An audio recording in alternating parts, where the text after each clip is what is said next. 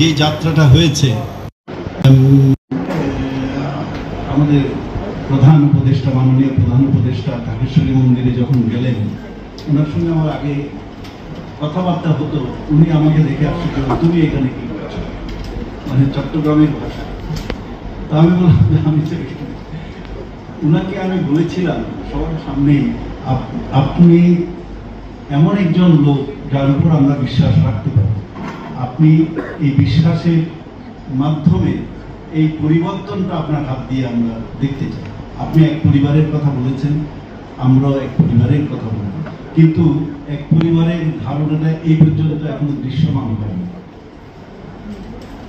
এক পরিবার হতে হলে সেই ওই যে বৈষম্যের জায়গা, যেটা বারবার বলছি, এইটা বৈষম্যের জায়গা থেকে আমাদের বেরিয়ে আসতে হবে। বিশেষ করে ধর্মীয় বৈষম্য, অর্থনৈতিক বৈষম্য, অন্যান্য বৈষম্য যেগুলো আছে। সংবিধানে সংস্কার কমিশন যেটা হয়েছে, তারা নানা প্রস্তাবনা উপস্থাপন করেছেন। আমি জানি না এর মাধ্যমে আমাদের যে সাংবিধানিক বৈষম্যের জায়গাটুকু মুক্ত হবে কিনা, এবং আমরা আরো ব্যাপকভাবে, আমরা বলতে আমি ধর্মীয় সংখ্যালঘু সম্প্রদায়, আমরা আরো ব্যাপকভাবে রাষ্ট্র বিনির্মাণে অংশগ্রহণের সুযোগ পাব।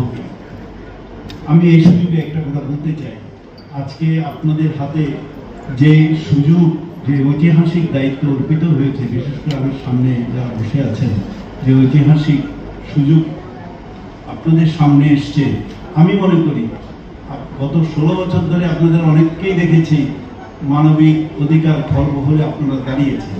কাজে এই ঐতিহাসিক সুযোগটা আপনারা যদি ব্যবহার করতে পারেন, এই যে কথাগুলো আমি বলছি, হয়তো দুদিন পরে আমিই বলবো যে আমরা ঠিক জায়গায় পৌঁছেছি।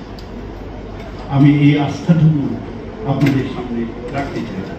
আর বহুত্ববাদ, ধর্মনিরপেক্ষতার কথা বলেছি, আপনারা জানেন 18-14 থেকে শুরু করে আজ আমরা আমাদের সংখ্যা 8-এ নেমে এসছে।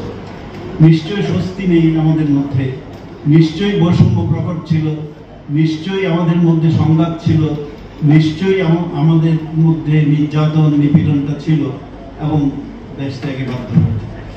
আজকে যে ঐতিহাসিক মুহূর্তটা আমাদের সামনে এসছে, আমি চাই আজকেই আপনারা অন্তত এইটুকু আশ্বস্ত করবেন, শুধু আশ্বস্ত করা নয়, সাংবিধানিকভাবে, রাষ্ট্রীয়ভাবে, যে এই দেশ থেকে একজনও ত্যাগ করে অন্য দেশে চলে যাবে না। এইটা, এই যে 8% আজকে আমরা আছি, সেটা যেন 2% নেমে না আসে। আমরা এই দেশে অবদান রাখতে চাই। এই যে কমিশনে আমরা কিন্তু অবদান রাখার সুযোগ পাই, একটা না দুইটা সদস্য বোধহয় ছিল।